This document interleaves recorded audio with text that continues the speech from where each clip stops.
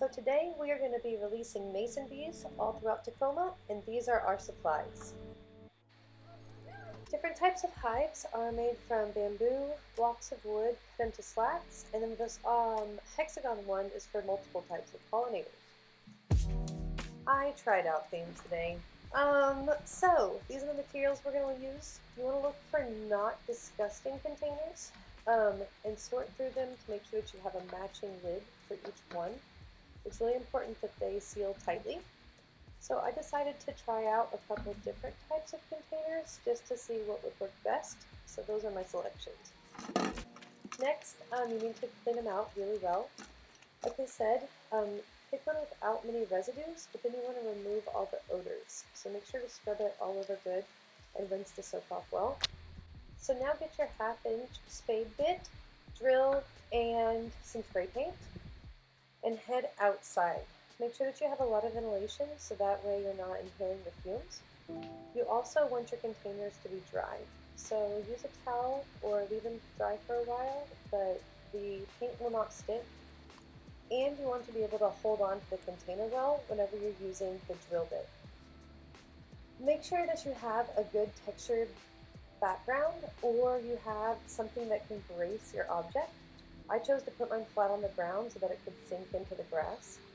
I checked to make sure that the spade bit is going the correct direction, and then apply a little bit of pressure because you don't want to crack the plastic all the way. Make sure that you're holding on really firm and then take out the little bit that falls out because you don't want the bees to get caught up with that extra plastic. Some say that it's easier to leave the lid off whenever doing this because that way the plastic just comes right out. But I think it makes the container stronger and therefore makes it easier for me to hold on to. I chose to go ahead and make sure they were all the way dried off because I didn't wait that long from washing them. And I'm also going to use this towel to clean off my hands when I'm using the spray paint. You could wear gloves, but make sure that you shake it up really well. And if you haven't used spray paint before, make sure that you don't point it directly into the container because it does come out really strong. And you want to make sure to keep 6 to 10 inches away from the container. And I did a light coat. You can always go back and do another coat if it's not dark enough, but you want to cover all sides, including the top and the bottom, because we need the bees to fly towards that exit, so it needs to block out all of the light. I did this to all of the containers, as you can see. Be careful around the entrance, and then make sure that they're all dry once you get them finished. I'm curious to see if the bees react differently to having round versus square containers and if the size matter at all. So I did decide to do all of those, except I took away the grossest, so that way they would all be clean. Once it was time to get the containers ready, I checked to make sure that the bees were still doing well in the refrigerator. You want to keep them there to slow their maturity, and I was checking on them to make sure there had been no mold growth and that they still all looked healthy. Keeping them in an airtight container made them not get exposed to the odors that are in my refrigerator, but they all looked good. They didn't look like they were clumping together, and they looked nice and fresh to be able to be released around town. Okay, I definitely got really cheesy right here, but I didn't know how else to transition to a different location. So I'm at UW-T, where we did mini-term this year. Everyone designed pollinator habitats for the Giving Garden, which provides food to the students at UW-T's campus. I decided to put a little bit in each container so I could observe over the next few weeks which design produced the best results. I wish I would have counted how many bees went in each, but I got ready to install by flipping them upside down because I was going to put them on the top of the hive. With my staple gun, I climbed up to the top and made sure that it would fit. It was installed on the top because it has the largest mass. I thought that it might fall if I stapled it to the bottom.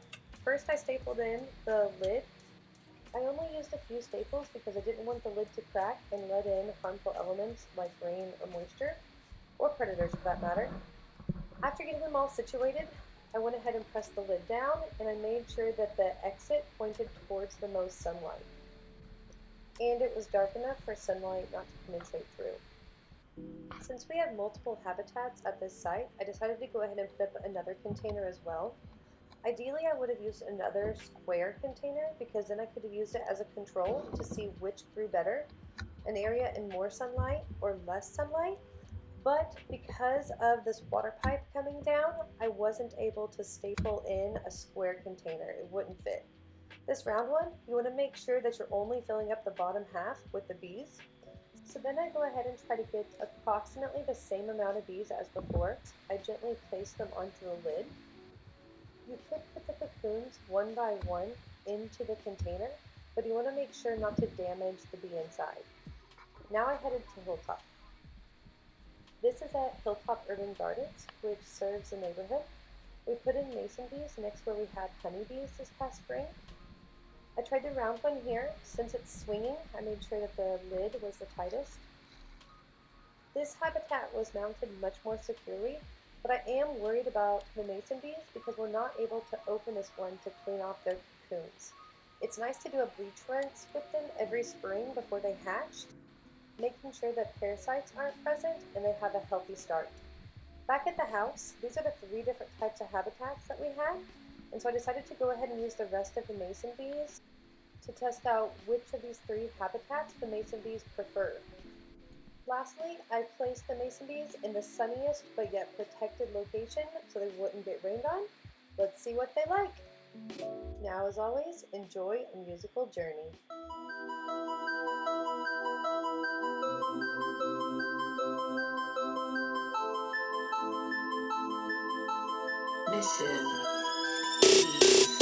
For years I've been held back like I wouldn't make it. I'm trying to prove their assumptions mistaken, but no one will leave me alone just to take in. And now they all turn back the moment I need them. Try to work it out alone, thinking that music just ain't where I belong. If I keep on going, I'll be living life unknown. There might be a different place for me, but when I'm on the mic, I'm at home.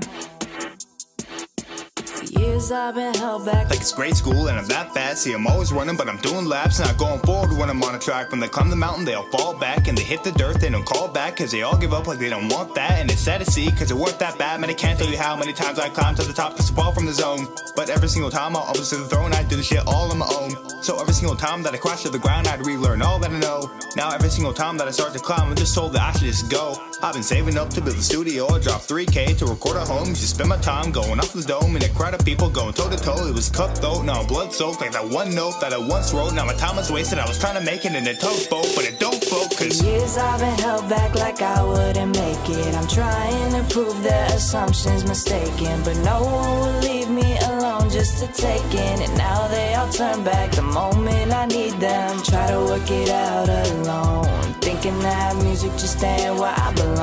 If I keep on going, I'll be living life unknown. There might be a different place for me, but when I'm on the mic, I'm at home. Try to work it out alone, but it wasn't worth it, wasting my time trying to make it perfect. Now all the rhymes just seem like a burden. Is this where I die? No, I'm not so certain. Trying to find my place, even heard it when I'm on the mic, and it feels so right, like I'm turning the bow before the curtain. I admit that lately I've been feeling pretty weak.